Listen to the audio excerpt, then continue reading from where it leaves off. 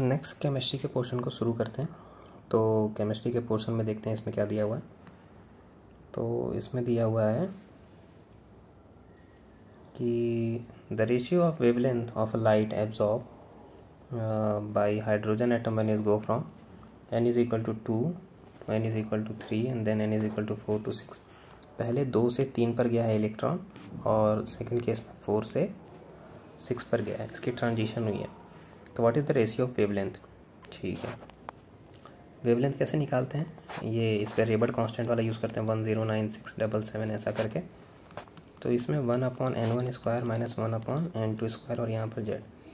तो हमें n1 और n2 स्क्वायर को यूज़ करना है, तो हम सीधा सा फार्मूला क्या यूज़ करेंगे, 1/λ is equal to 1/n1 square minus 1/n2 square. अगर हम इसको यूज़ करें तो अगर हम यहाँ पर देखें फॉर ट्रांजिशन 2 to 3, तो λ23 1/λ23 क्या होगा,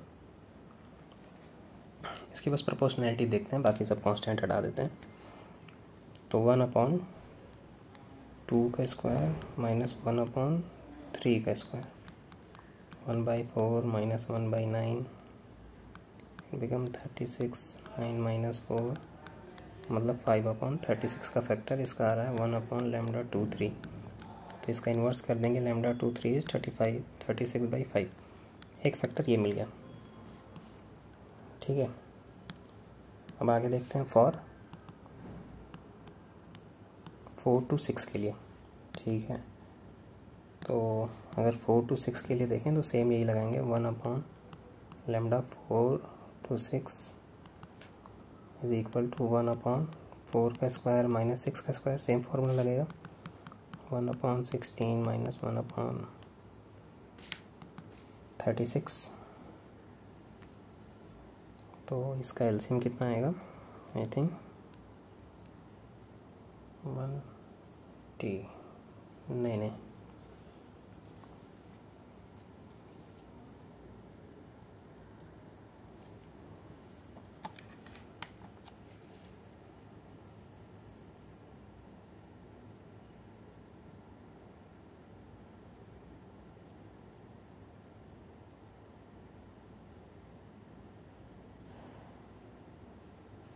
डायरेक्ट ही कर लेते हैं।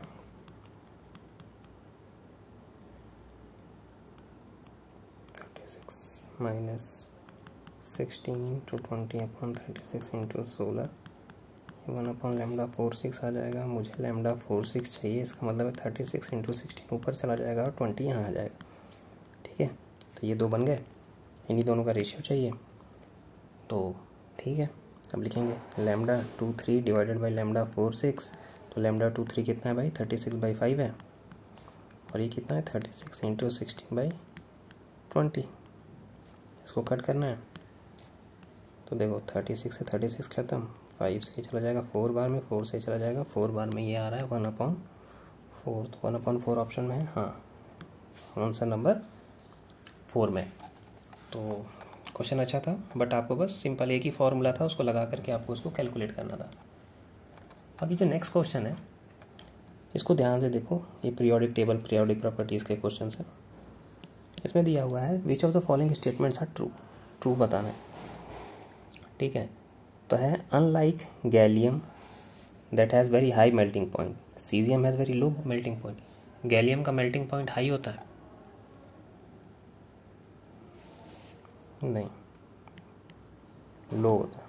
गैलियम और सीजियम ऐसे मेटल हैं जो लो होता है, जल्दी से हाथ पे भी रखने पे पिघल जाए। On Pauli scale the electronegativity of nitrogen and chlorine are not same, are not same. ठीक है, argon, potassium, chloride, calcium sulphide are isoelectronic species. ठीक है, ये आइसो इलेक्ट्रॉनिक है, यहाँ लिखा है नॉट सेम, बट इन दोनों की वैल्यू अगर आप देखोगे तो इसमें 3 आती है। पहला पॉइंट भी गलत है, सेकंड वाला पॉइंट भी गलत है। Are these are isoelectronic, हाँ सबके इलेक्ट्रॉन बराबर हैं, सब में 18 इलेक्ट्रॉन्स आ रहे हैं, आप काउंट कर लेना। तो ये ठीक लगता है। The correct order of first ionisation enthalpy of sodium magnesium aluminium and silicon is silicon magnesium aluminium. ये भी silicon aluminium magnesium and sodium, but इसका ऑर्डर जो होता है वो होता है silicon magnesium aluminium and then sodium. तो यहाँ पर डाउट है, यहाँ पर ये ऑप्शन सही नहीं होना। The atomic radius of caesium is greater, caesium का सबसे बड़ा ही होता है। तो क्या क्या सही मिल रहा है? ऑप्शन सी एंड ई, सी और ई है कहीं ऑप्शन में? हाँ, तो option number 2 is correct option. इसमें जो फर्स्ट आयोनाइजेशन इंथैल्पी थी, फर्स्ट आयोनाइजेशन इंथैल्पी में मैग्नीशियम का हाइयर होता है क्योंकि 3s इलेक्ट्रॉन का न्यूक्लियस होता है ना उसमें। अगर हम मैग्नीशियम और एल्युमिनियम में कंपेयर करें तो इसके पास 3s इलेक्ट्रॉन है, ठीक है, और इसके पास 2p इलेक्ट्रॉन है। तो इसका क्या होता है, 3s का इलेक्ट्रॉन का पेनिट्रेशन जो होता है वो न्यूक्लियस में ज़्यादा होता है, तो शील्डिंग इफेक्ट वाली प्रॉपर्टी आ जाती है, तो उसकी वजह से इसका ऐसा आता है। Next, match the following lists. आपको मैच करना है ग्रुप ऑफ कैटायन एनालिसिस में। अगर आप प्रैक्टिकल क्लासेस में गए हैं अपने स्कूल्स में और आपको ग्रुप पता है कि कौन सा कैटायन किस ग्रुप में आता है, तो आप ये क्वेश्चन सॉल्व कर पाओगे, वरना आपसे नहीं होगा ये। तो ग्रुप 1 में लेड वगैरह आते हैं, तो लेड का आता है ग्रुप 1। कोबाल्ट दे रखा है, कोबाल्ट ग्रुप 4 का मेंबर है, ठीक है। मैग्नीशियम ग्रुप 6 में आता है last, and aluminium is group 3 element. तो इस हिसाब से देखें तो आपका ऑप्शन कौन सा सही आना चाहिए? ए का थर्ड ये वाला सेकेंड ऑप्शन। तो your second option is correct option.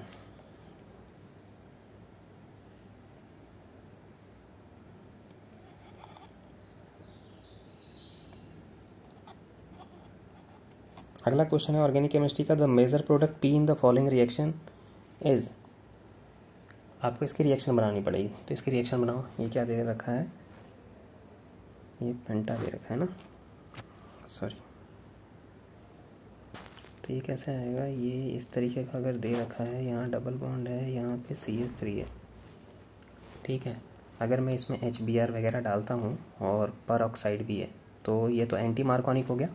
Anti Markovnikov होगा तो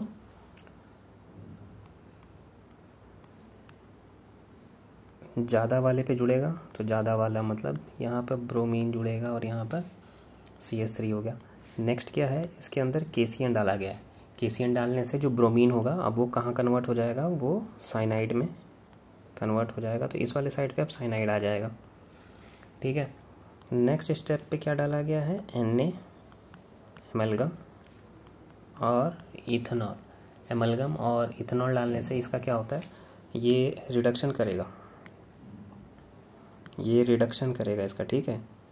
तो रिडक्शन करके क्या बनाएगा? ये नाइट्राइल्स वगैरह है, ऐसा मतलब अमीन ग्रुप आना चाहिए अब।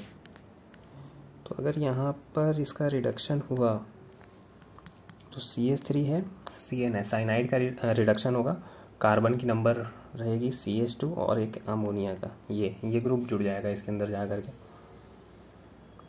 तो फाइनली ये दिखाई दे रहा है, नहीं, ये है आपका ऑप्शन नंबर 1 में।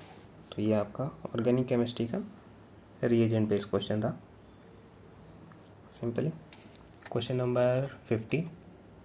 क्वेश्चन नंबर 50 में है the energy and the radius of both first orbit of helium and lithium. For helium and lithium are, ठीक है। तो आपको लिथियम के लिए और हीलियम के लिए निकालना है। चलो ठीक है। एनर्जी का क्या फॉर्मूला होता है हमारे पास? एनर्जी का फॉर्मूला होता है -2.18 10⁻⁻18 Z square upon N square के फंक्शन से वेरी करता है। रेडियस का क्या फॉर्मूला होता है, 52.9 एन स्क्वायर अपॉन जेड, ये वेरी करेगा पिकोमीटर में, क्योंकि यहाँ पे पिकोमीटर और जूल में दी थी तो मैंने वही वाली यूनिट्स यूज़ की हैं।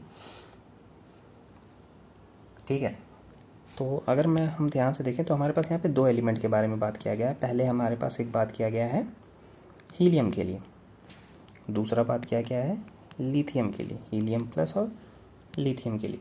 तो अगर इन दोनों को सॉल्व करने बैठें तो एनर्जी निकालते हैं। हीलियम की एनर्जी क्या होगी, तो हीलियम की एनर्जी के लिए ये वाला फैक्टर तो कांस्टेंट है 2.1 है 10⁻⁻18, ये कांस्टेंट है। जेड हीलियम का जेड स्क्वायर, हीलियम का 2 होता है तो 2 का स्क्वायर और ऑर्बिट एक ही है, तो मतलब इसी नंबर में अगर हम 4 से मल्टीप्लाई कर दें, ठीक है, तो ये आना चाहिए -8.72 इंटू 10⁻⁻9 जूल। तो ये ऑप्शन कहाँ दिखाई दे रहा है, हीलियम बहुत सारे जगहों पर है। देखो यहाँ तो हो नहीं सकता, एक पॉसिबिलिटी यहाँ पर बन रही है हीलियम की, यहाँ पे हीलियम की एनर्जी कितनी है, और ये भी नहीं हो सकता, और एक यहाँ बन रही है। ठीक है, तो ये हीलियम का हो गया। रेडियस देखते हैं इसका, रेडियस क्या होगा 52.9 एन स्क्वायर अपॉन जेड। तो हीलियम के लिए कितना होता है 2 होता है जेड की वैल्यू, तो इसका हाफ कर देंगे तो 26.45 पिकोमीटर। अब रेडियस की बात करो, रेडियस कहाँ है, रेडियस हीलियम का 26.4, दोनों में ही है 26.4। अब लिथियम का कैलकुलेट करना पड़ेगा, तो लिथियम का कैलकुलेट करते हैं इसी तरीके से। एनर्जी क्या हो जाएगी 2.18 10⁻⁻19। लिथियम किसका क्या होता है, लिथियम प्लस है ये, तो 3 का स्क्वायर, तो ये 9 हो जाएगा। तो 2.18 इंटू 10⁻⁻18 इंटू 9, इसको करेंगे तो ये आएगा 19.62 इंटू 10⁻⁻18। रेडियस निकालते हैं 52.9 डिवाइडेड बाई इसका जेड 3 होता है, तो मतलब ये आएगा 17.63 पिकोमीटर। ये वैल्यूज़ कहाँ मैच कर रही हैं, ये वैल्यू ऑप्शन नंबर 1 में मैच कर रही हैं, तो थर्ड वाला गलत हो जाएगा, इसका आंसर है फर्स्ट। तो इसको इस तरीके से सॉल्व करना था आपको। Question number 51, question number 51 is asking which of the following is a paramagnetic. तो पैरामैग्नेटिक और डायमैग्नेटिक में आपको वो करना है।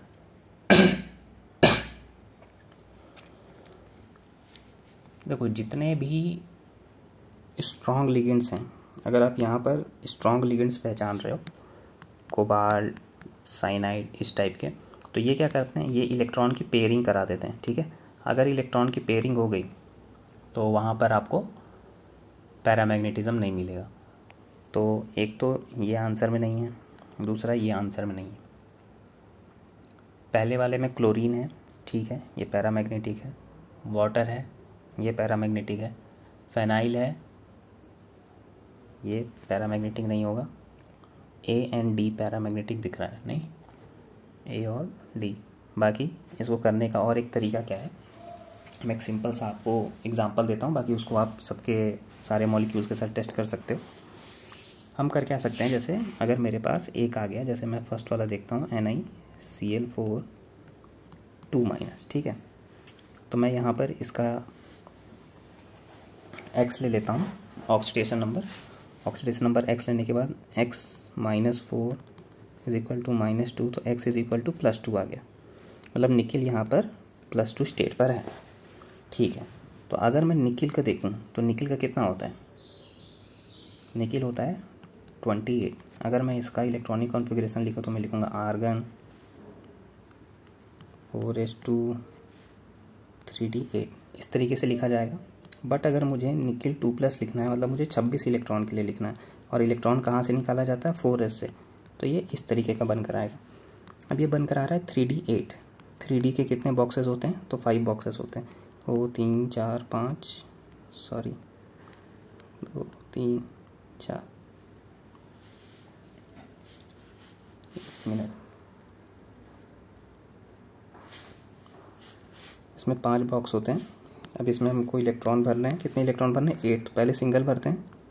5 6 7 8 ये इलेक्ट्रॉन हो गए। अब हमारे पास देखो यहाँ 2 इलेक्ट्रॉन बच रहे हैं। ये अनपेयर इलेक्ट्रॉन है।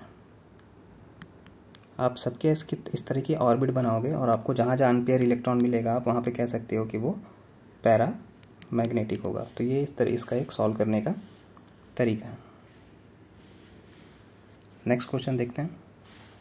इसमें दिया है, ये भी आपके पीरियोडिक टेबल से मेमोरी बेस्ड क्वेश्चन टाइप है। इसमें गिवन है statement 1, like nitrogen that can form ammonia और आर्सेनिक कैन फॉर्म आर्सेनिक। अगला क्वेश्चन है antimony can not form antimony pentoxide.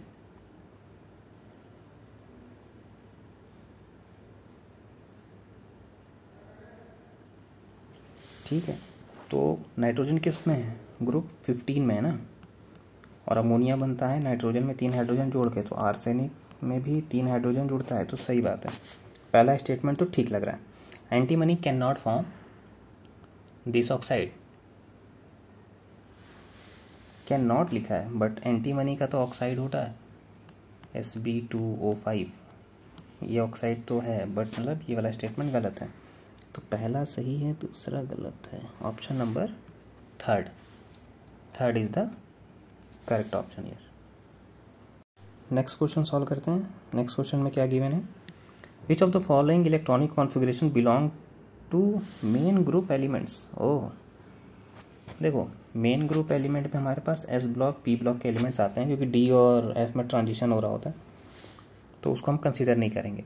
तो हमें क्या करना है, एस ब्लॉक के एलिमेंट्स को ढूंढना है कि एस ब्लॉक के एलिमेंट्स कहाँ पर हैं। तो पहला वाला एलिमेंट एस ब्लॉक का है, उसका लास्ट कॉन्फ़िगरेशन देख रहे हो 4s1 में है। आप देखोगे बी वाले में तो 3d3 है, तो ये नहीं होगा।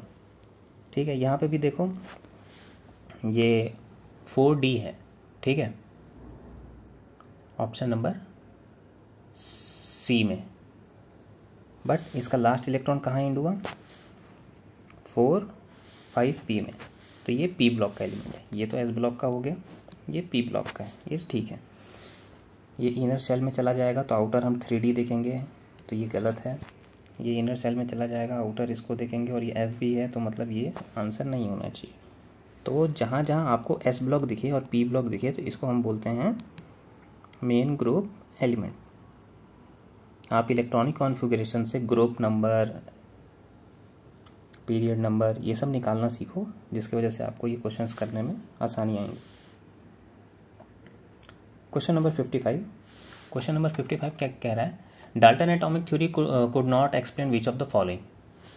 तो डाल्टन एटॉमिक थ्योरी ने क्या एक्सप्लेन नहीं किया था? Law of multiple proportion, constant proportion, gaseous law, law of conservation of mass.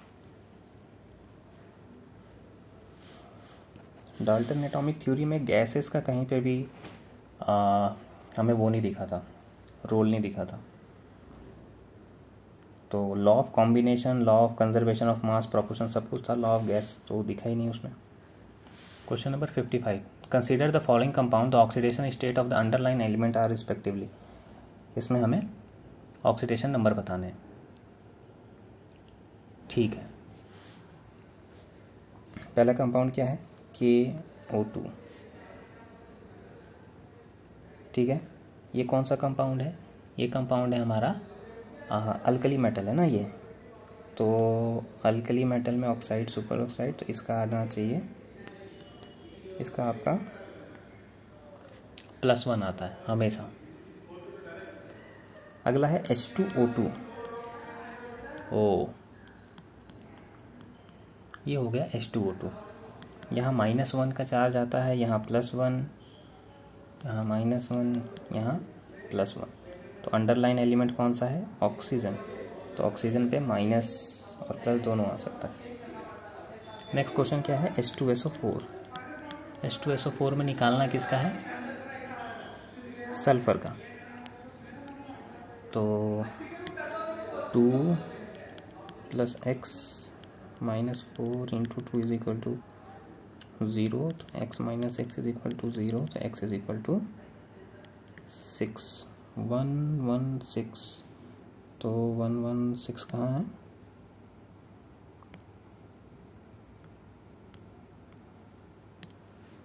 ये रहा, option number 1 is the correct option ये।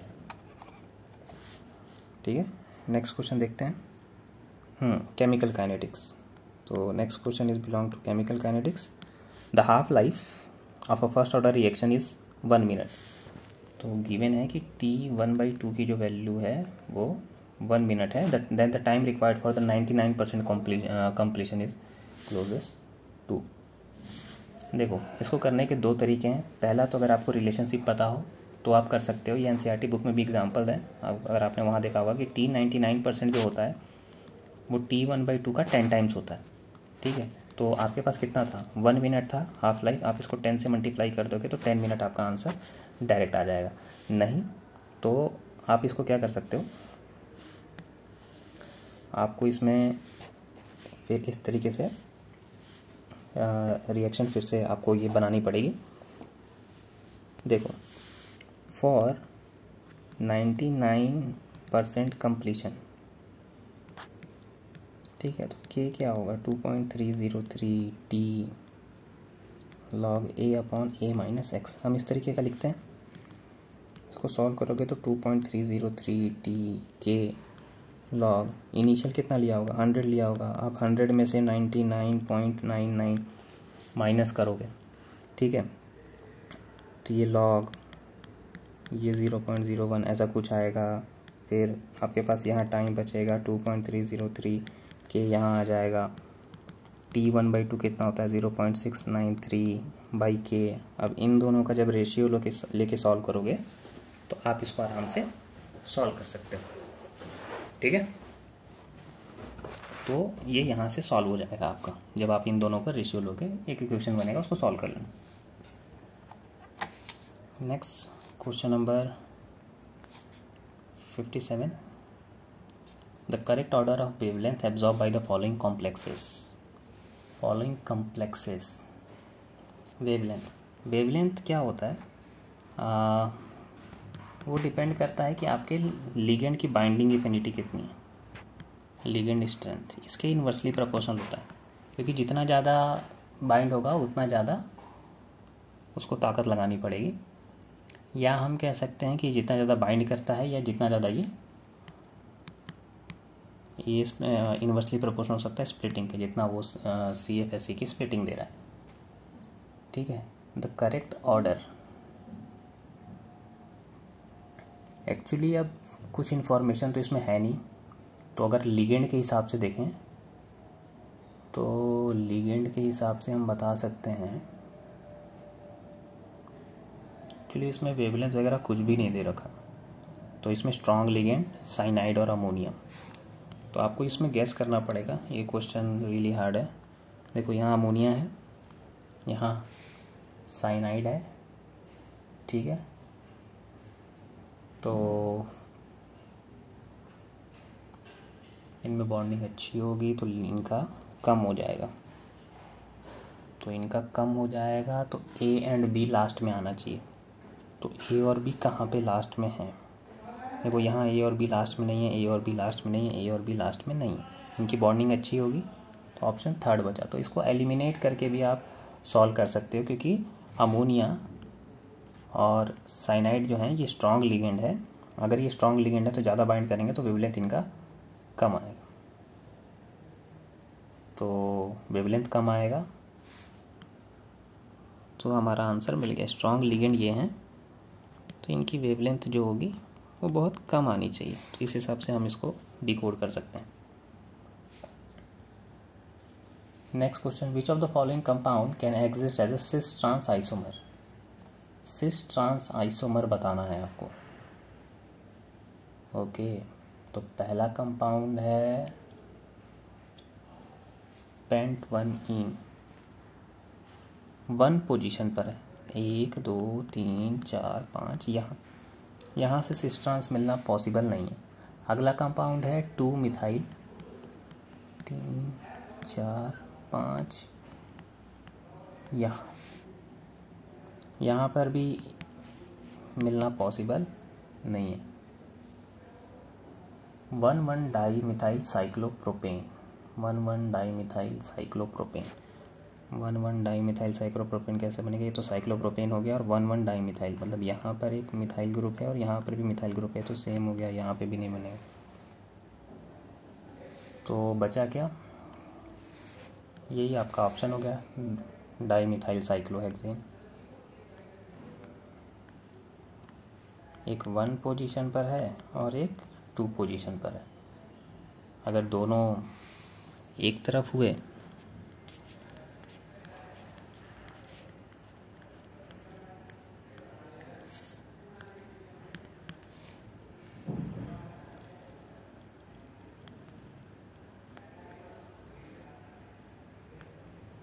तो इसको सिस बोल देंगे,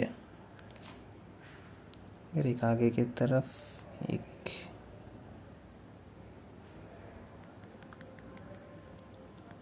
पीछे की तरफ हुआ तो इसको ट्रांस बोल देंगे। तो I think option 4 is the correct option for this particular question. ठीक है, next question. Phosphoric acid ionizes in 3 steps with the ionization of Ka1, Ka2, Ka3 respectively। तो यहाँ पर आयोनाइजेशन दे रखी है,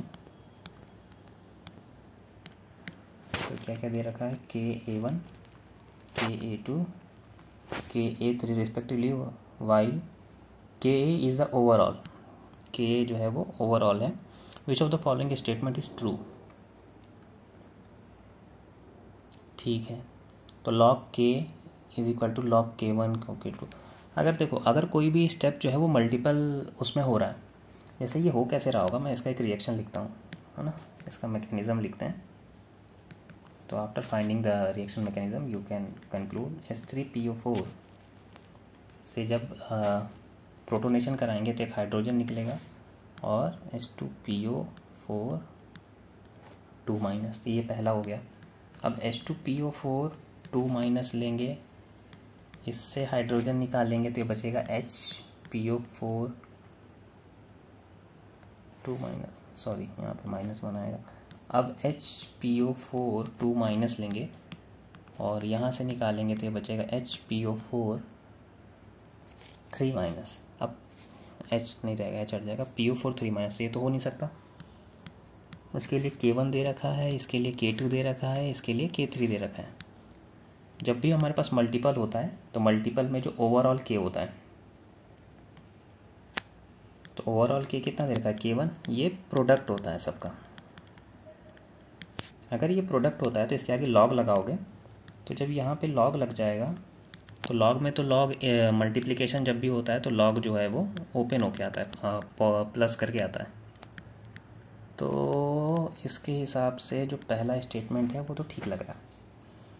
अब बोल रहा है कि जो H3PO4 है वो स्ट्रॉन्गर एसिड है as compare to other acid. ठीक है, इसके पास H+ कंटेंट ज़्यादा है। Ka1 की वैल्यू 2 और 3 से ज़्यादा होगी। Ka1 ठीक है, अब ये क्यों ज़्यादा होगी ये समझो। पहले देखो, पहले तुम्हारे पास ये न्यूट्रल कंपाउंड था, न्यूट्रल कंपाउंड से तुम ये बना रहे हो माइनस चार्ज का कंपाउंड, ये बनाना आसान है। लेकिन अब माइनस चार्ज है तुम्हारे पास, माइनस चार्ज से तुम प्रोटॉन निकाल रहे हो। सोच रहे हो H2PO4 2- है, उसके पास माइनस चार्ज है, हाइड्रोजन के पास प्लस चार्ज है, दोनों इलेक्ट्रोस्टैटिकली एकदम तगड़े ढंग से बॉन्ड होना चाहते हैं और तुम वहाँ से भी प्लस चार्ज निकालना चाहते हो, तो ये उसको फेवरेबल नहीं करेगा। माइनस चार्ज से पॉजिटिव चार्ज निकालना आसान बात नहीं है, माइनस चार्ज से माइनस चार्ज निकालना ज़्यादा आसान होता है। तो इसीलिए Ka1 की वैल्यू बड़ी है Ka2 की और सिमिलरली Ka3 के। अब पूछ रहा है क्या Ka1 का रिलेशनशिप ये बनेगा? नहीं, रिलेशनशिप ये नहीं बनेगा। तो कौन कौन से ऑप्शन चाहिए? A, B and C are true. इसका मतलब option number 4 is the correct option for this particular question. Next organic chemistry में आते हैं। क्वेश्चन है which of the following does not give benzene as a product. तो benzene कहाँ से नहीं मिलेगा? तो पहला पार्ट इसका सोडा लाइम से तो बेंजीन मिलता है, ठीक है। ये तो स्टैंडर्ड रिएक्शन है, तो ये हमारा आंसर नहीं है। सोडा लाइम से मिलता है एन हेक्सेन, ठीक है, एन हेक्सेन से भी मिलता है। रेड हैंड आयरन ट्यूब, ये तो बेंजीन बनाने की प्रोसेस है। यहाँ पर लिखा है वार्म H2O। जब यहाँ पे वार्म H2O होगा और ये डाइजोनियम क्लोराइड है, तो डाइजोनियम क्लोराइड का तो ऐसा रिएक्शन होता है ना। अगर मैं यहाँ पर देखूँ, अगर ये डाइजोनियम क्लोराइड की बात है, अगर यहाँ पर प्लस और यहाँ पर Cl माइनस है और इसको मैं H2O वो भी वार्म करके देता हूँ, तो ये तो फेनॉल बनाने की प्रोसेस है। फेनॉल बनेगा, नाइट्रोजन की गैस निकलती है और HCl निकलता है। तो ऑप्शन 4 हमारा करेक्ट ऑप्शन। इसके बाकी रिएक्शंस को भी हम देख सकते हैं।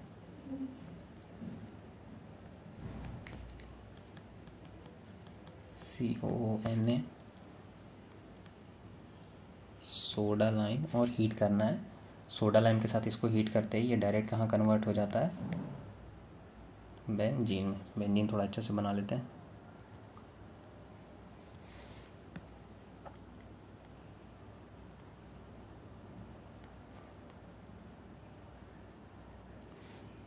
अगला क्या है, एनहेक्सेन। एनहेक्सेन भी कन्वर्ट हो जाता है बेंजीन में with particular condition. Molybdenum oxide 773 kelvin 10 to 20 ATM। ये सारे NCERT में आपको मिल जाएंगे एक साथ। नेक्स्ट क्या बचा, red hot iron tube. So this is our case, red hot tube at 873 kelvin. इसमें इसके 3 मॉलिक्यूल लगते हैं, ठीक है।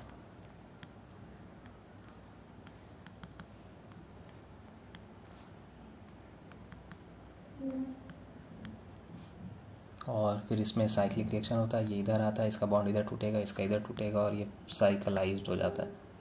तो साइक्लाइज्ड होने के बाद ये बेंजीन बनाता है। तो ये तो तीनों बेंजीन बना रहे हैं, ये बेंजीन नहीं बना रहा है। तो ये हमारा क्वेश्चन नंबर 4 जो है हमारा आंसर हो गया इसका। नेक्स्ट क्वेश्चन देखते हैं। नेक्स्ट क्वेश्चन दे रखा है, द मोलर कंडक्टिविटी ऑफ इतना molar solution of a monobasic acid is this, it's extend degree of dissociation will be. तो हमारे पास गिवन डेटा क्या क्या है, दे रखा है the molar conductivity mm of this concentration solution is 90। ये 90 है मोल पर लीटर। कंसंट्रेशन कितना है, 0.05 मोल per litre. The extend of degree of dissociation will be, assume that this and this should be given. थोड़ा यहाँ पे मिस प्रिंटिंग है।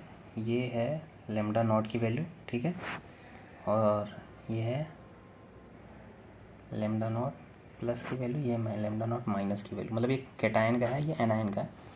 मैं यहाँ लिख देता हूँ, लेमडा नॉट प्लस की वैल्यू जो है 349.6 है, लेमडा नॉट माइनस की वैल्यू जो है वो 50.6 है। ये NCERT बुक का ही क्वेश्चन है, सिमिलर टाइप। तो अल्फ़ा क्या होता है, degree of dissociation. Degree of dissociation होगा alpha is equal to m upon limiting molar conductivity, ठीक है। तो लिमिटिंग मोलर कंडक्टिविटी पता नहीं है। लिमिटिंग मोलर कंडक्टिविटी अगर पता नहीं है तो limiting molar conductivity sum of individual ion के कंडक्टिविटी के बराबर आती है। तो हम इसको सम ऑफ इंडिविजुअल आयन के कंडक्टिविटी के बराबर कर देते हैं। तो दोनों आयन का हमारे पास दे रखा है 349.6 प्लस 50.4। इन दोनों को ऐड करने पे ये आ जाएगा 400। अब ये वाली वैल्यू हम उठाकर यहाँ रख सकते हैं। तो अल्फ़ा की वैल्यू क्या आएगी, lambda upon lambda naught. Lambda की वैल्यू कितनी है 90 और ये कितना है 400। तो 90 अपॉन 400 मतलब 0.225। तो 0.225 तो 61 का थर्ड ऑप्शन करेक्ट ऑप्शन है। Next question statement based question है, इसको पढ़ते हैं। Statement 1, a hypothetical diatomic molecule with bond order 0 is quite stable. Bond order zero है और वो मॉलिक्यूल स्टेबल है। बॉन्ड ऑर्डर जीरो होते ही मॉलिक्यूल कैसा हो जाता है, अनस्टेबल हो जाता है। स्टेटमेंट 1 तो गलत हो गया। As bond order increases bond length increases, इसका तो इन्वर्स रिलेशनशिप है ना, bond order is inversely proportional to bond length होता है, तो ये भी गलत है। तो दोनों ही स्टेटमेंट हमारे गलत हैं, मतलब option number 2 is the right one. Next question में, out of the which of the following complex which will compound will having the minimum conductivity in the solution. Solution के अंदर मिनिमम कंडक्टिविटी किसकी होगी? आप इस तरीके से देखना है तो पहले इसको डिसोशिएट करो, स्क्वायर ब्रैकेट को अलग और स्क्वायर ब्रैकेट के बाहर वाले कंपाउंड्स को अलग। तो जब आप इस तरीके से इनको अलग करोगे तो आपको पता चल जाएगा। अगर आप ध्यान से देखोगे तो यहाँ पर स्क्वायर ब्रैकेट के बाहर तो कुछ भी नहीं है, तो ये तो कंडक्टिव है ही नहीं। यहाँ पर भी स्क्वायर ब्रैकेट के बाहर है ही नहीं, तो ये कंडक्टिव नहीं है। थर्ड वाले को अगर आप देखोगे, अगर थर्ड वाला आपका कंपाउंड ब्रोक होता है तो स्क्वायर ब्रैकेट के अंदर का कुछ भी ब्रेक नहीं होता है, स्क्वायर ब्रैकेट के बाहर का ब्रेक होता है। तो यहाँ पर आपका 3- चार्ज आ जाएगा और 3 क्लोरीन आयन आपके बाहर निकल आएंगे। ये वाला कंपाउंड अगर ब्रेक होता है तो CO NH3 5Cl, एक कॉम्प्लेक्स ये बनेगा जिसके ऊपर प्लस चार्ज होगा और एक Cl माइनस बनेगा। तो ये दोनों तो कंडक्टिव हैं, बट ऑप्शन 1 और 2 दोनों को अगर ध्यान से देखोगे तो ये दोनों अनकंडक्टिव है, क्योंकि इसके कोई आयन ही नहीं है, कोई सेकेंडरी आयन इसके पास है ही नहीं, तो ये तो कंडक्टेंस है ही नहीं, सो ही नहीं करेगा। तो यहाँ पे 2 ऑप्शन है, तो आंसर 1 और 2 दोनों में डाउट है, तो 1 या तो 2, दोनों ही ऑप्शन आपके सही है। यहाँ पर बोनस जाएगा ये। Next, match the following. चलो ठीक है, आपको सबके शेप देखने हैं, तो शेप बनाते हैं। XeO3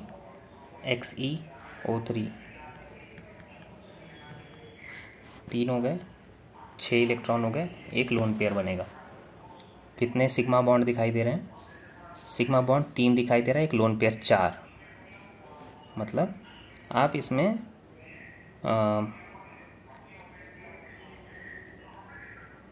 bond pair plus lone pair को अगर आप काउंट करोगे तो बॉन्ड पेयर कितने हैं? सिग्मा 3, लोन पेयर कितना है? 1, तो कितना आ रहा था? 4 से बनेगा sp3। ठीक है, sp3 से क्या होनी चाहिए थी इसकी ज्योमेट्री, तो इसकी टेट्राहेड्रल होनी चाहिए थी, बट इसके पास लोन पेयर है तो उसकी टेट्राहेड्रल ज्योमेट्री जो है उसकी शेप को डिस्टॉर्ट कर देगी और ये पिरामिडल बन जाएगा, सिमिलर जो हमारे पास NH3 के साथ होता है। तो sp3 और पिरामिडल, तो sp3 और पिरामिडल, तो फर्स्ट ऑप्शन हमें मिल गया। XeF2 इसका स्ट्रक्चर ऐसा बनता है, तो ये क्या बन रहा है? sp3D, लोन पेयर इसके पास 3 है, 2 बॉन्ड पेयर है, 5 का कॉम्बिनेशन इसका बन रहा है, 5 से ये बनता है। और ये कैसा शेप कैसा आ रहा है इसका? लीनियर, वरना ये आना कैसा चाहिए था? 5 है तो ट्राइगोनल बाई पिरामिडल आना चाहिए था, बट ये डिस्टॉर्ट हो जाता है शेप में, तो इसका लीनियर आता है। तो फर्स्ट का ऑप्शन ये हो गया। नेक्स्ट ऑप्शन क्या है? XeOF4, तो चारों फ्लोरीन को अगर कॉर्नर पे रखें,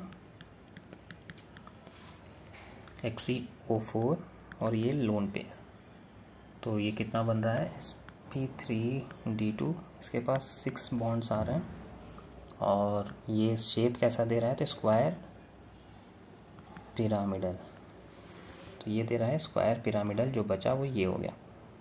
तो इस हिसाब से ऑप्शन देखोगे तो option number first is the correct option. Question number 65, ये क्वेश्चन बड़ा इंटरेस्टिंग है। रिएक्शन दे रखी है और ये दे रखा है डेल्टा H नेगेटिव दे रखा है। Delta H is negative, it means it is an exothermic reaction. Exothermic का मतलब रिलीज हो रही है हीट, ठीक है। अब ये एक्सोथर्मिक रिएक्शन है, तो हमें ये देखना है कि कहाँ पर हीट रिलीज होगी,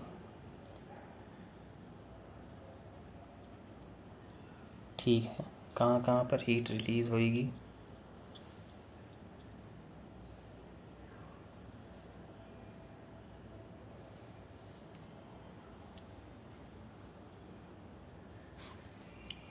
नेगेटिव कोई भी चीज़ कैसे आती है? डेल्टा एच क्या लिखोगे? H P minus H R लिखोगे, यही ना। दो टर्म का सेपरेशन कब नेगेटिव आ सकता है?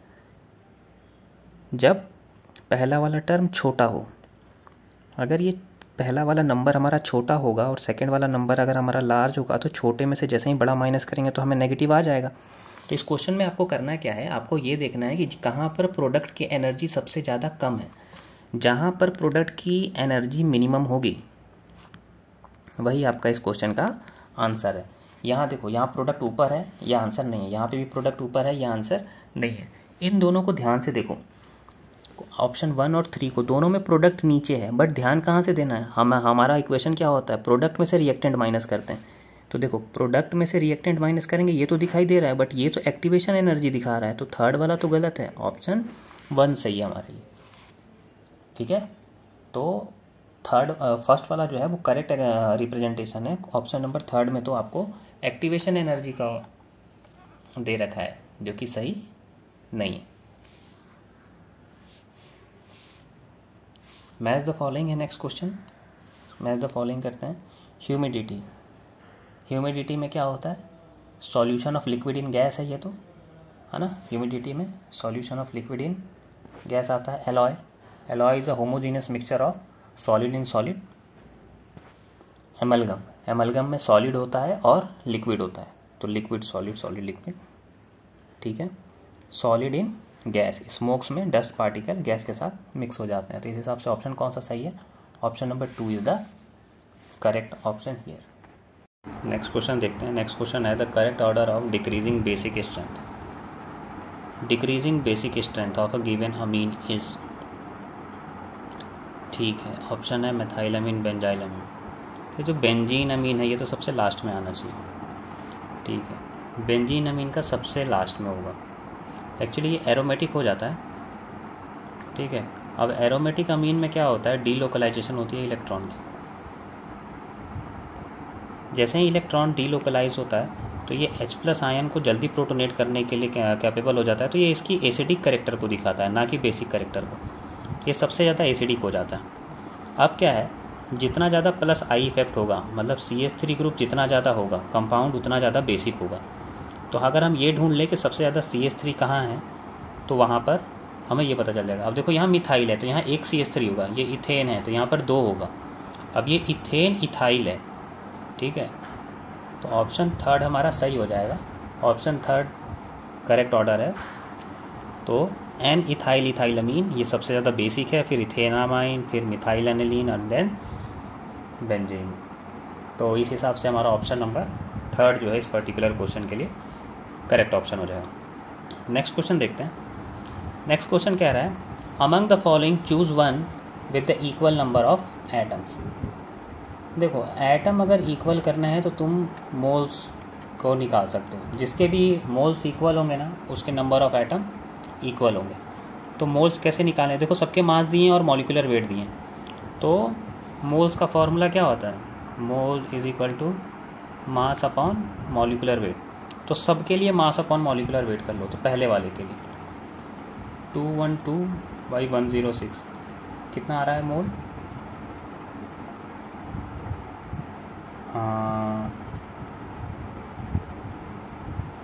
Equal number of atom. अच्छा, एटम्स, अब देखो यहाँ से मोल्स तो निकाल लोगे कि 2 मोल्स आएगा, बट अगर ध्यान से देखोगे तो पहले वाले में Na2CO3 लिखा है। Na2 से कितना होगा, 2 Na मिल जाएगा, 1 कार्बन मिल जाएगा और 3 ऑक्सीजन मिल जाएगा। तो 3 एटम इसके, 1 एटम कार्बन का, 2 एटम Na का, मतलब 6। तो ये इसका 6 टाइम्स आ जाएगा, तो मतलब 12। ठीक है, हमको पूरे इसके एटॉमिसिटी से भी इसको मल्टीप्लाई करके चेक करना पड़ेगा। नेक्स्ट है 248/62, तो ये कितना आ रहा है, ये आ रहा है 4। ठीक है, और कंपाउंड कौन सा है, तो Na2O, तो इसकी 3 हो जाएगी एटॉमिसिटी, तो यहाँ भी 12 आ रहा है। थर्ड देखते हैं, थर्ड क्या है 240/40, तो ये आ रहा है 6। अब ये है NaOH, तो HAA, तो ये 3 हो जाएगा, तो इसकी पूरी एटॉमिसिटी के साथ इसको कैलकुलेट करने के बाद 18 आ रहा है। डी वाला ऑप्शन देखते हैं, 12/2 6 आ रहा है, और ये है क्या, ये H2 है, तो H2 में कितना है, 2 एटम होंगे, तो ये भी 12 आ रहा है। ई देखते हैं, 220/44, ये कितना आ रहा है, ये 5 आ रहा है। इसमें मॉलिक्यूल कौन सा है, CO2, तो 3 इसकी एटॉमिसिटी है, तो ये 15 आ रहा है। अब आपको चेक करके ये बताना है कि एटॉमिसिटी मल्टीप्लाई करने के बाद सेम रिज़ल्ट आपको कहाँ कहाँ दिखा। तो सेम रिज़ल्ट दिख रहा है, एक तो यहाँ पर, एक यहाँ पर, और एक यहाँ पर, मतलब A में, B में और D में, A, B एंड D। तो अगर A, B एंड D देखोगे तो option number 2 is the correct option, जिसके पास सेम नंबर ऑफ एटम्स हैं। Next question, match the following है, vitamin B12, vitamin D, vitamin B2 और विटामिन B6। तो विटामिन B12 की कमी से अनीमिया होता है, ठीक है। विटामिन D की कमी से बोन की बीमारी होती है, रिकेट्स। विटामिन B2 सेलोसिस कराने के लिए इम्पॉर्टेंट है, और विटामिन D कॉन्वुल्सन। तो इस हिसाब से देखें तो कौन सा ऑप्शन मैच कर रहा है, A का 4, ये रहा option number 2 is the correct option. ये आपको केमिस्ट्री, एवरीडे लाइफ या बायोमोलिक्यूल्स के चैप्टर्स में आपको इसको एक्स्ट्रा पढ़ना पड़ेगा, उतना डिटेल।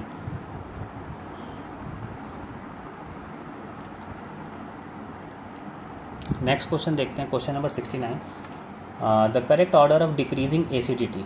एसिडिटी को डिक्रीज़ करना है, ठीक है।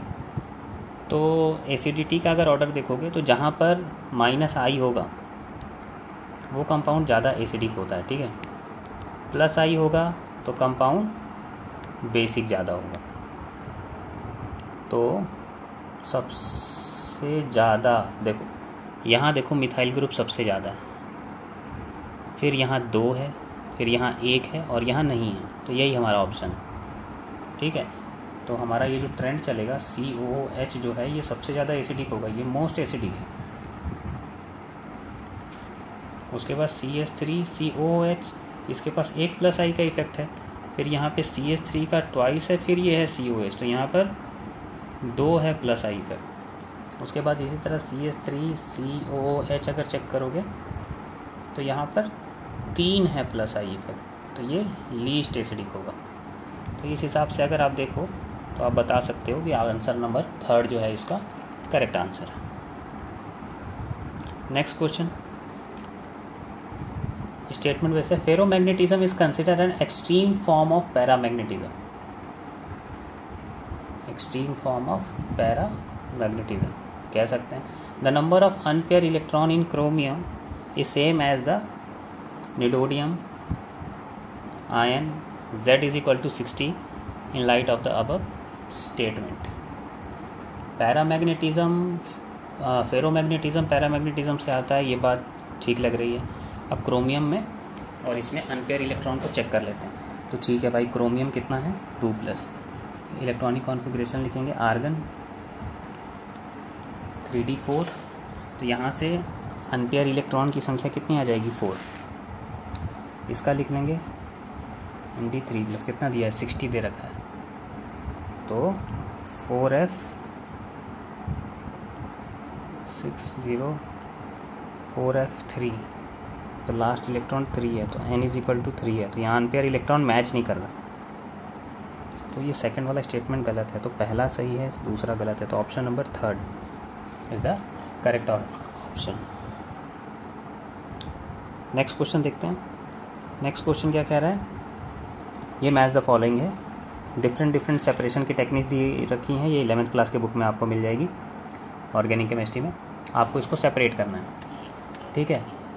तो क्लोरोफॉर्म और एनिलीन, तो क्लोरोफॉर्म और एनिलीन तो सिंपल डिस्टिलेशन से क्लीन हो जाते हैं। क्रूड ऑयल इन पेट्रोलियम के लिए हम फ्रैक्शनल डिस्टिलेशन करते हैं।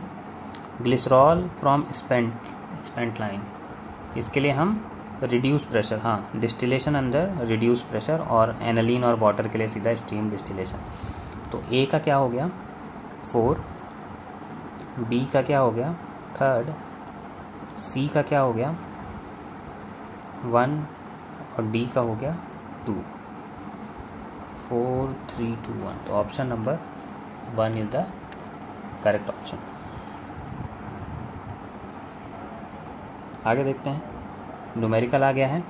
For the reaction A gaseous phase change to B, A है गैसियस फेज में जो कि चेंज हो चुका है टू बी के गैसियस फॉर्म में।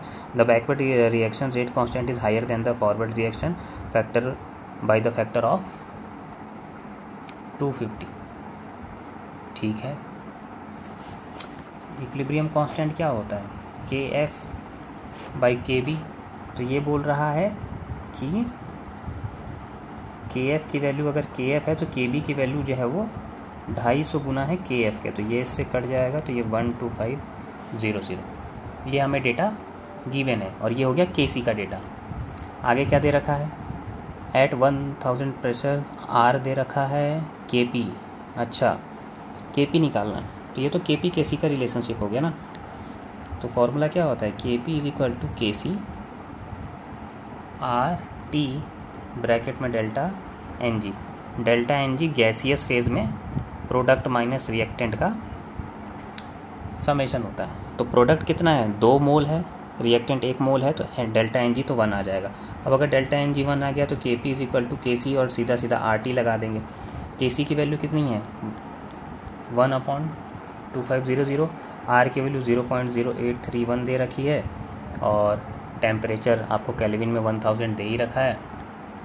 तो बस सॉल्व करना है, इसको सॉल्व करने पे 0.033 ये रहा आपका आंसर। तो 72 का ये आंसर आपका हो गया।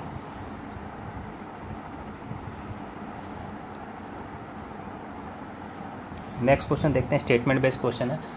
कह रखा है benzene diazonium salt is prepared by the addition of aniline with the nitrous acid at this temperature, it decomposes easily in a dry state.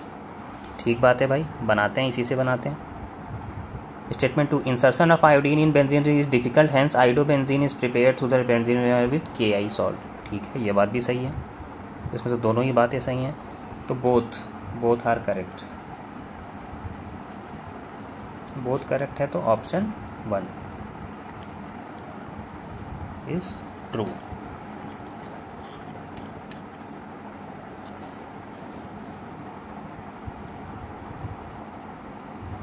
Next question, how many stereo isomer are expected from monochlorination of the following compound. ये compound है, देखो ध्यान से। अब monochlorination हो रहा है, stereo isomer ढूंढना है तो कायरल सेंटर ढूंढो। ठीक है, जहाँ कहीं भी कायरल सेंटर ढूंढ पाए तो काम हो जाएगा तुम्हारा।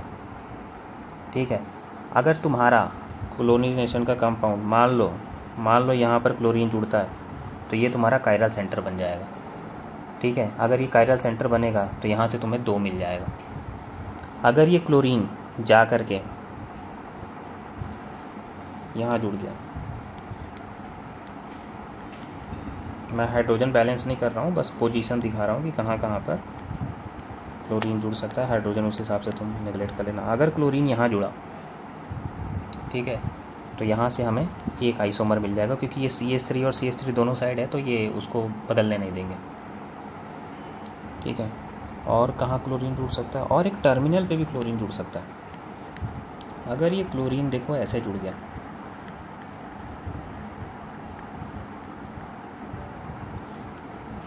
अगर ये क्लोरीन आया और ये क्लोरीन इस वाले के साथ यहाँ जुड़ता है, कार्बन के साथ, यहाँ से एक हाइड्रोजन रिमूव करके, तो यहाँ भी एक कायरल सेंटर बन जाएगा, यहाँ से 2 मिल जाएगा, है ना।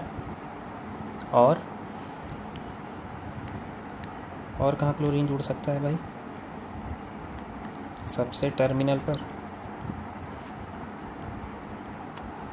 मतलब इस जगह पे अगर क्लोरीन जुड़ता है, हाइड्रोजन बैलेंस कर लेना, तो यहाँ से एक आइसोमर मिलेगा। तो टोटल कितने आइसोमर हो गए, 2 3 4 5 6, तो टोटल 6 आइसोमर हमारे पास पॉसिबल है इस पर्टिकुलर केस के लिए।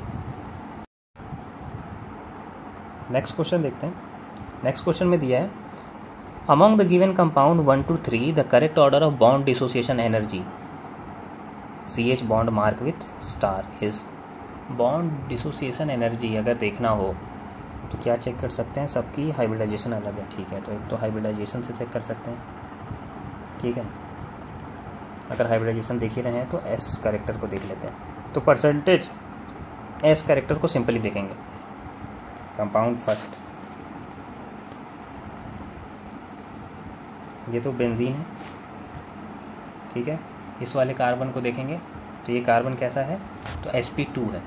sp2 है तो इसका परसेंटेज एस कैरेक्टर कितना है, तो 33.33%। Compound 2 C triple bond C और H, इसको देखना है। तो ये sp हाइब्रिडाइज है। sp हाइब्रिडाइज है मतलब परसेंटेज एस कैरेक्टर इसका होगा 50%। कंपाउंड थर्ड,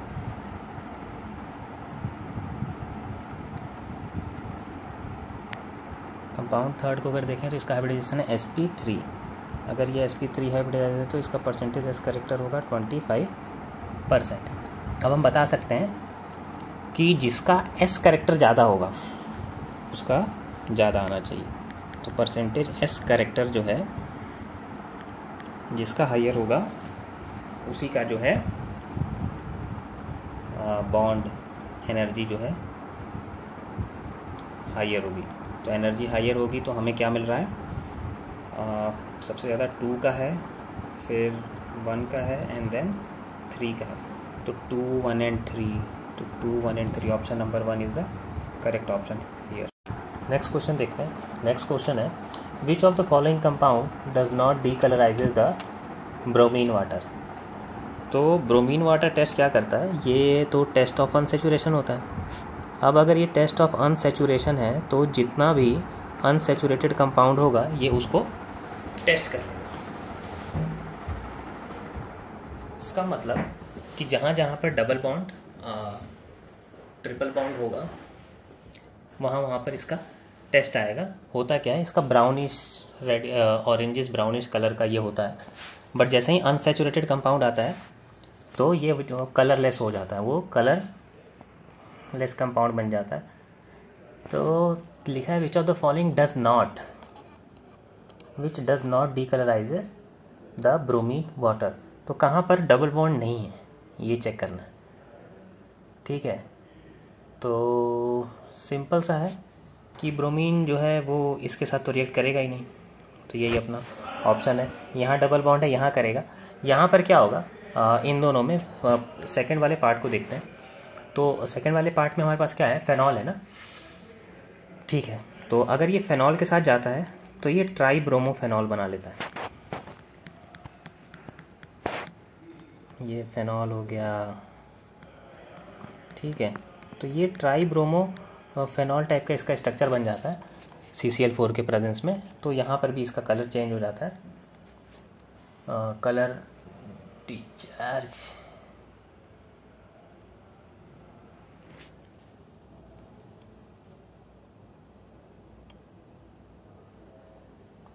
नेक्स्ट कौन सा है, फोर्थ वाला अमीन।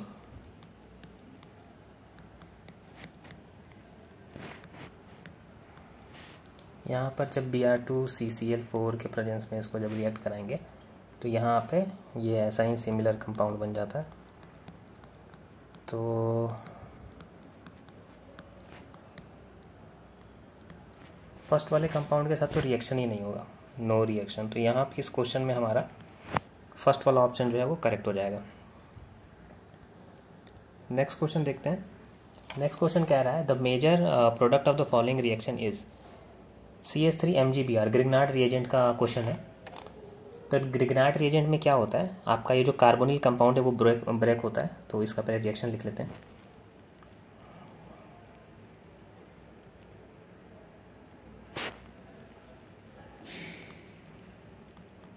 यहाँ पर ये डबल बॉन्ड O है, ये डबल बॉन्ड O जाकर के ब्रेक होता है,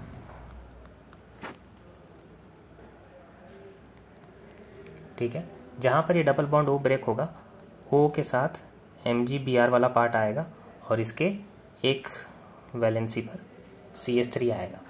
ठीक है, अब क्या होगा, ये जो साइनाइड है, ये साइनाइड बॉन्ड होता है नाइट्रोजन से, तो यहाँ पर MgBr लगेगा और इस कार्बन की एक वैलेंसी जो खाली होगी यहाँ पर, तो यहाँ पर दो जगह पर ये लगेगा। दो जगह पे इसलिए लग रहा है क्योंकि ये एक्सेस है। एक्सेस नहीं होता तो केवल कार्बोनिल पे अटैक करता है, एक्सेस है तो साइनाइड पे और कार्बोनिल दोनों कार्बन पे अटैक कर रहा है। सेकेंड स्टेप में इसकी एसिड हाइड्रोलिसिस दिखाई गई, तो जहाँ जहाँ पर OMgBr था वो फिर एल्कोहल में कन्वर्ट हो जाएगा। तो ये यहाँ पर एल्कोहल बनकर आ जाएगा और यहाँ पर CH3 और यहाँ पर क्या होगा, ये C हो जाएगा, C के बाद ये O और ये फिर यहाँ पर CH3। ठीक है, तो ये वाला हिस्सा जो है ये हट जाएगा। ठीक है, यहाँ पर H+ और यहाँ पर OH जुड़ जाएगा। इसका जो फिर ये वाला हिस्सा है ये हट जाएगा, यहाँ पर O जुड़ जाएगा। ठीक है, तो ये कीटोन बन गया। तो कौन सा ऑप्शन दिखाई दे रहा है? Option number 2। Option number 2 is the right option. Next question, ये आप colligative property went of factor को मिक्स करके आप इसको सॉल्व कर सकते हो।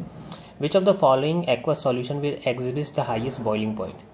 हाईएस्ट बॉइलिंग पॉइंट अगर आपको देखना है तो आप इसमें आई चेक कर लो, वेंट ऑफ फैक्टर किसका ज़्यादा है। देखो यूरिया टूटता तो है नहीं, ठीक है, अगर यूरिया टूटता नहीं है तो इसका आई कितना होगा, 1 होगा। अब है KNO3, ठीक है, KNO3 कैसे कैसे टूटता है, तो K + NO3-, तो यहाँ पर कितना है, 2 है। अब ये है Na2SO4, तो 2 सोडियम का आयन, 1 सल्फेट का आयन, तो इसका वेंट ऑफ फैक्टर 3 है। अगला क्या है, C6H12O6, ये भी टूटता नहीं है, तो यहाँ पर भी I 1 है। तो सबसे ज़्यादा कहाँ पर दिखाई दिया, सबसे ज़्यादा जो है नंबर ऑफ आयंस जो है वो Na2SO4 में है, सोडियम सल्फेट में है। तो सोडियम सल्फेट का जो है बॉइलिंग पॉइंट जो है वो हाईएस्ट हो जाएगा। Next question, match the following है। हेबर प्रोसेस, हेबर प्रोसेस में क्या होता है, अमोनिया बनाते हैं तो Fe कैटलिस्ट का यूज़ करते हैं। वाकर ऑक्सीडेशन, वाकर ऑक्सीडेशन में हम PDCl2 का यूज़ करते हैं। विनकिस्लर कैटलिस्ट, और विनकिस्लर कैटलिस्ट में हम लोग फेनाइल ग्रुप यूज़ करते हैं, रोहिडियम का सॉल्ट का, और जिंगलर कैटलिस्ट में हम TiCl4 विद AlCH3 यूज़ करते हैं। तो इसमें तो सारे ऑप्शंस जो हैं वो सामने सामने ही लिखे हुए हैं, तो ABCD, option number 3 is the correct option.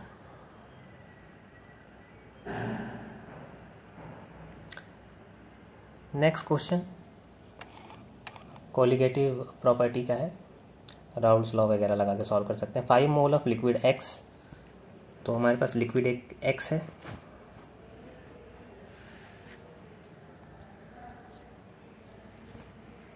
ठीक है, एक लिक्विड Y है। X का क्या दे रखा है, मोल्स दे रखा है, कितना, 5। Y का मोल दे रखा है 10। Make a solution of vapour pressure, जो वेपर प्रेशर ऑफ सॉल्यूशन है P टोटल वो है 70 टॉर का। The vapour pressure of pure, मतलब P0X जो है वो 63 है, P0Y प्योर जो है वो 78 है। Which of the following regarding describe, तो हमें क्या करना होगा, पहले इसका P टोटल निकालते हैं। तो P टोटल क्या होगा, PX + PY होगा, ठीक है। PX क्या होगा, PX और इसका मोल फ्रैक्शन, तो मोल फ्रैक्शन ऑफ X, ये होगा P0Y और इसका मोल फ्रैक्शन, तो मोल फ्रैक्शन ऑफ Y, ठीक है। तो P ऑफ X कितना है, 63 है। चलो भाई ठीक है। मोल फ्रैक्शन क्या होगा, इसका मोल कितना है, 5, और टोटल मोल कितना हो जाएगा, 10 और 5। मोल टोटल कितना है, दोनों को मिक्स कर देंगे तो 5 + 10 15 आएगा, ठीक है। तो इसको 15 कर देंगे, प्लस पी वाई कितना है 78, इसका मोल कितना होगा 10/15। इसको सॉल्व करने पे ये 21, ये 52, तो 73, तो पी टोटल 73 आ रहा है, ठीक है। लेकिन ऑब्जर्व किया हुआ प्रेशर कितना था 70 था, it is less than, hence अब हमने जो ऑब्जर्व किया है वो 70 है, जो कैलकुलेट किया है वो 73 है, मतलब पहले घट रहा है, तो ऑब्जर्व किया हुआ घट रहा है, इसका मतलब ये नेगेटिव डेविएशन शो किया है, ठीक है। तो ये तो इंडिकेट कर रहा है कि ये नेगेटिव डेविएशन है। तो क्वेश्चन नंबर 80 का क्या आंसर जो होगा वो आ जाएगा आपका it's show the negative deviation. देखते हैं नेक्स्ट क्वेश्चन में आपको आइडेंटिफाई करना है कि कहा है कि शुगर एक्स फाउंड इन अ हनी, जो कि शहद में पाया जाता है, ठीक है भाई। Sugar X found in honey, it is a keto sugar, exist in alpha and beta form, ठीक है, is levorotatory, the X is, ठीक है। तो कौन सा शुगर है जो पाया जाएगा, देखो माल्टोज, सुक्रोज ये पाए नहीं जाते। जितने भी फ्रूट शुगर होते हैं, फ्रूट होता है या जितना भी बायोलॉजिकल कंपाउंड होता है जिसमें स्वीटनेस आती है, वो सारे फ्रक्टोज की वजह से होती है। तो इसका आंसर तो देखो फ्रक्टोज है। अगर आप स्ट्रक्चर देखना चाहोगे तो मैं इधर से स्ट्रक्चर बना देता हूँ, C डबल बॉन्ड O, फिर C H होगा, फिर यहाँ पर OH H OH H कितने कार्बन हो गए 1 2 3 4 और CH2OH। तो आपको यहाँ से ये कीटो ग्रुप दिख रहा है कि ये कीटो शुगर है, ठीक है। और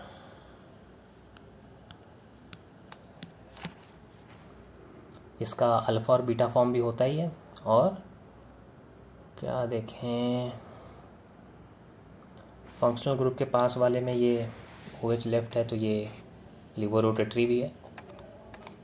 तो ये फ्रक्टोज का स्ट्रक्चर है। और जितना भी फ्रूट होगा, जितना भी फ्रूट शुगर्स होंगे या जितने भी बायोलॉजिकल शुगर्स होंगे, तो उन सब में फ्रक्टोज ही मेनली होता है। तो आप इसको ऐसे भी आइडेंटिफाई कर सकते थे।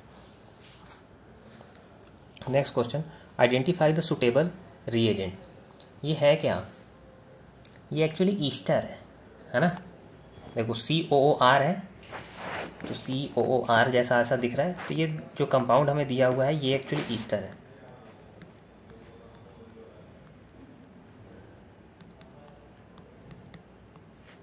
अब ईस्टर को अल्डिहाइड में कन्वर्ट कर दिया गया, ठीक है ना। ये बेंजल्डिहाइड है, इसमें कन्वर्ट कर दिया गया। तो ईस्टर को बेंजल्डिहाइड में कन्वर्ट करने के लिए क्या करेंगे, हम रिडक्शन करेंगे। तो रिडक्शन के लिए तो सारे ही दे रखे हैं, लेकिन किसके साथ करेंगे, तो इसका रिडक्शन होगा आपका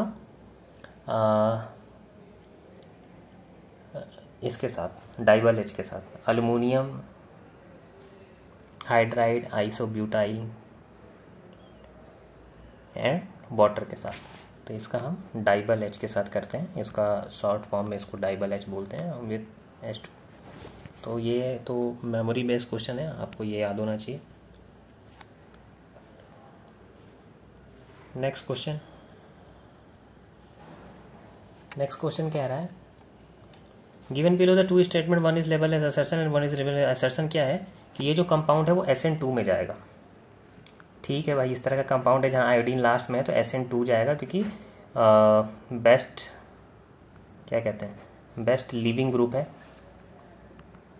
ठीक है। ये NCERT के इंटेक्स क्वेश्चन का क्वेश्चन है, तो ये बेस्ट लिविंग ग्रुप है। और इसका रीज़न भी सही लिखा हुआ है कि बेस्ट लिविंग ग्रुप है, तो सारा कुछ सही है इसका, तो रीज़न भी सही है और वो भी सही है। आयोडीन का साइज़ एक्चुअली बड़ा होता है, तो लीव जल्दी करेगा एज़ कम्पेयर टू क्लोरीन। तो बड़े साइज़ होने के साथ में लिविंग ग्रुप बहुत अच्छा होता है, और वीक बेसेस भी कह सकते हैं इसको, वीक बेस बनाए। क्वेश्चन नंबर 84, ये आपका न्यूमेरिकल है, इसमें आपको ध्यान देना है। Given that the standard energy of formation of barium, the standard energy of heat formation of SO2 ion is this and barium phosphate ion, standard heat of formation of barium sulfate is this। ओ, तो इसमें आपको actually ना equations बनानी पड़ेंगी। तो अगर normal देखें तो मेरा S प्लस 2O2 + 2 इलेक्ट्रॉन मुझे क्या दे सकता है, तो SO4 2- दे सकता है। अब अगर मैं बैरियम आयन में सल्फेट आयन जोड़ दूंगा तो ये मुझे बैरियम सल्फेट दे देगा।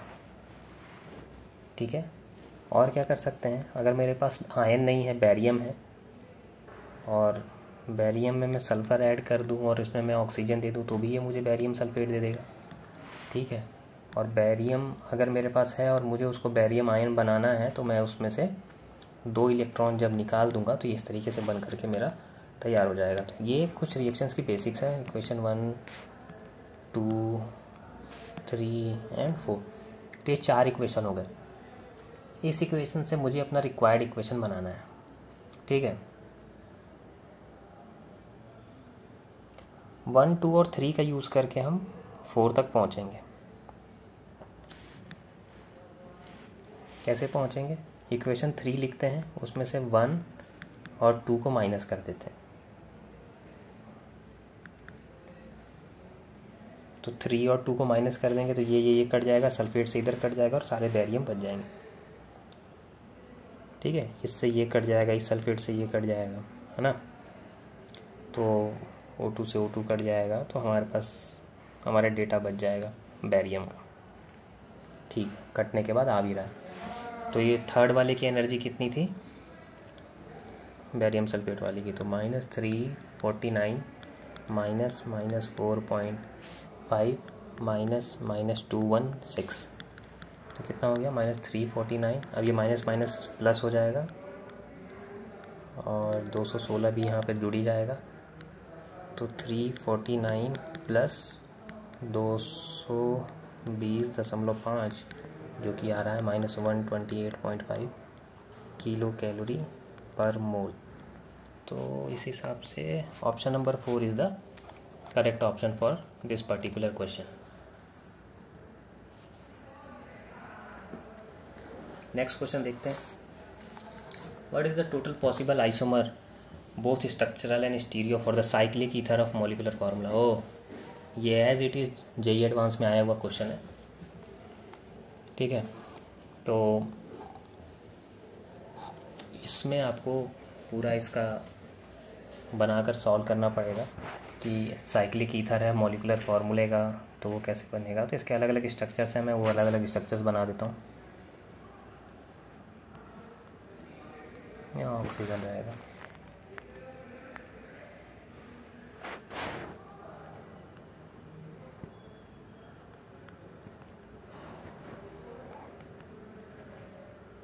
तो इसके कुछ इस तरह के स्ट्रक्चर्स हैं।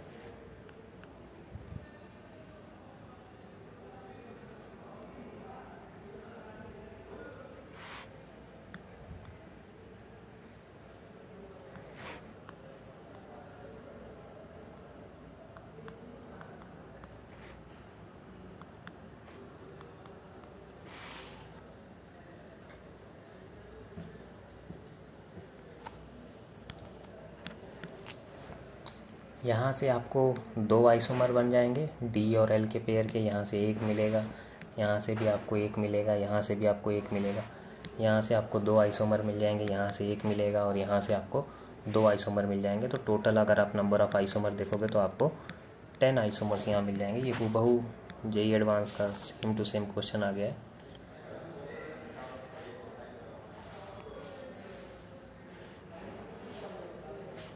Next question,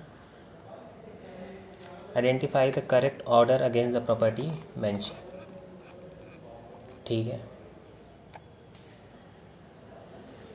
H2O NH3CH3 dipole moment के हिसाब से, डाइपोल मोमेंट के हिसाब से अगर देखा जाए तो वाटर का सबसे ज़्यादा है। ठीक है, 2 लोन पेयर है इसके पास, तो ये बात तो चमकी। XeFO4 XeO3 XeFO2 number of lone pair on central atom, number of lone pair on central atom नहीं, इसके पास 3 है, 2 है, 1 है, ये तो प्रॉपर्टी गलत हो गई। OH bond CH bond NO bond as compare to the bond length, bond length के हिसाब से तो ठीक लिखा हुआ है। N2O2 H2 as compare to the bond enthalpy,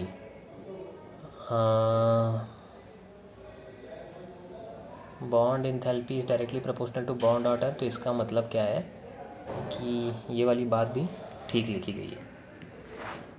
A C D, सी तो है नहीं, ए और डी, सी में कहाँ गलती है, O H bond N O bond, अच्छा ये ट्रेंड तो उल्टा लिखा हुआ है, नाइट्रोजन की नेगेटिविटी ज़्यादा है तो N O C H and then O H bond, ये उल्टा ट्रेंड है। तो option A and D are the true once.